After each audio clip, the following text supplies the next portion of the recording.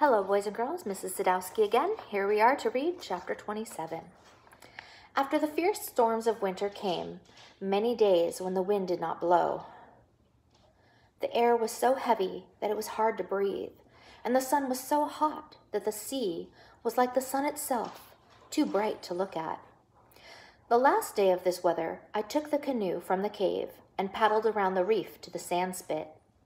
I did not take Rantu Aru with me, for while he liked the cold, he did not like the heat. It was good that he did not come with me. The day was the hottest of all, and the sea shimmered with red light. Over my eyes, I wore shields made of wood with small slits in them to see through. No gulls were flying. The otter lay quiet in the kelp, and the little crabs were deep in their holes. I pulled the canoe up on the beach, which was wet but steaming from the sun. Early every spring, I took the canoe to the sand spit and spread fresh pitch in the cracks that needed it. I worked all this morning, stopping from time to cool off in the sea. As the sun climbed high, I turned the canoe over and crawled under it and went to sleep in the shade. I had not slept long when I was suddenly awakened by what I thought was thunder. But upon looking out from my shelter, I saw that there were no clouds in the sky. Yet the rumbling sound kept on. It came from a distance, from the south, and as I listened, grew louder. I jumped to my feet. The first thing that caught my gaze was the gleaming stretch of beach on the southern slope of the sand spit. Never in my life on the island had I seen the tide so low. Rocks and small reefs that I did not know were under the sea stood bare in the blinding light. It was like another place. I had gone to sleep and wakened on another island. The sea is coming back really far. There's a rumbling sound. I wonder what that could be. You might recall from what we learned during science. The air was suddenly tight around me. There was a faint sound, as if some giant animal were sucking the air in and through its teeth.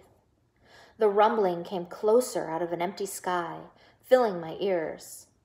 Then, beyond the gleam of the beach and the bare rocks and the reefs, more than a league beyond them, I saw a great white crest moving down upon the island. It seemed to move slowly between the sea and the sky, but it was the sea itself. I tore off the shields I wore over my eyes. In terror, I ran along the sand spit. I ran and stumbled and got up and ran again. The sand shuddered under my feet as the first wave struck. Spray fell all around me like rain. It was filled with pieces of kelp and small fish. By following the curve of the sand spit, I could reach the cove and the trail that led to the mesa, but there was no time for this. Water was already rushing around my knees, pulling me from every direction. The cliff rose in front of me, and though the rocks were slippery with sea moss, I found a hold for a hand and then a foot. Thus, a step at a time, I dragged myself upward.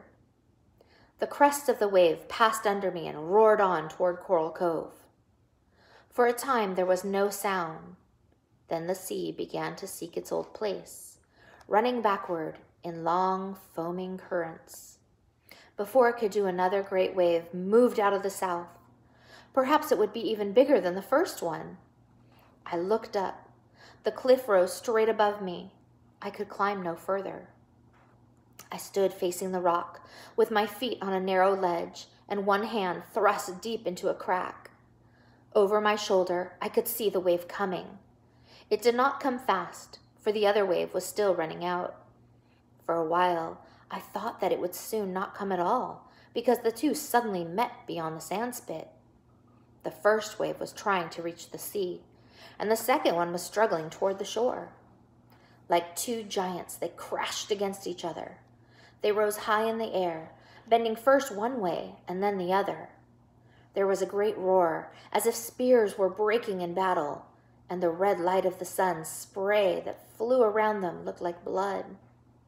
Slowly, the second wave forced the first one backward, rolled slowly over it, and then, as a victor dragging the vanquished, moved in toward the island.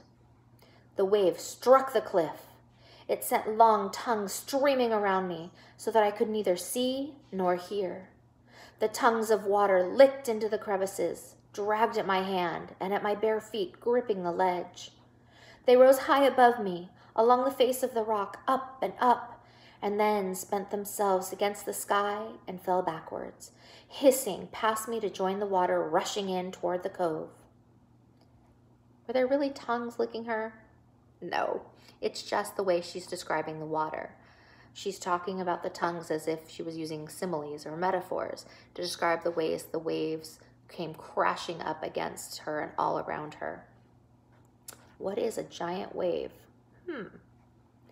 Suddenly, all around me was quiet. In the quiet, I could hear my heart pounding, and I knew that my hand still had its hold in the rock and that I was alive. Night came, and though I was afraid to leave the cliff, I knew that I could not stay there until morning. I would go to sleep and then fall.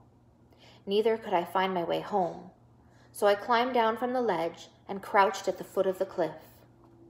Dawn was windless and hot. The sandspit was strewn with hills of kelp.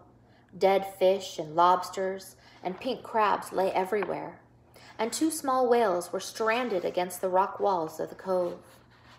Far up the trail that led to the mesa, I found things from the sea.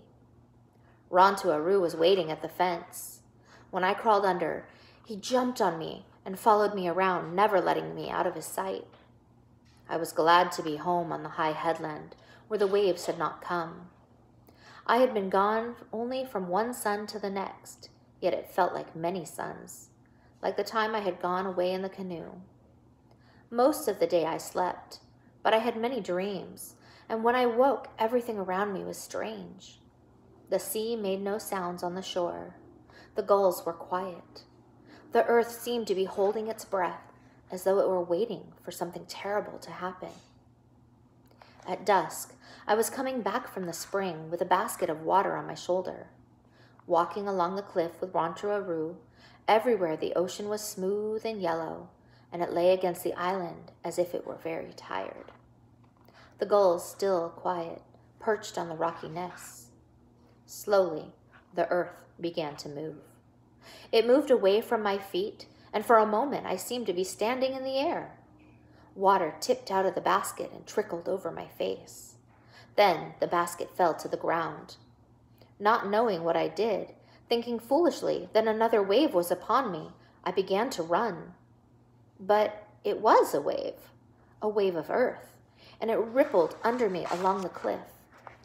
As I ran, another wave overtook me.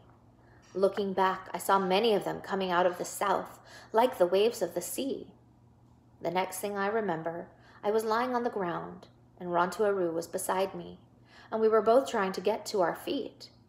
Then we were running again toward the headland, toward a house that kept moving off into the distance. The opening under the fence had caved in, and I had to pull the rocks away before we could crawl through. Night came, but the earth still rose and fell like a great animal breathing. I could hear the rocks tumbling from the cliff, falling down into the sea.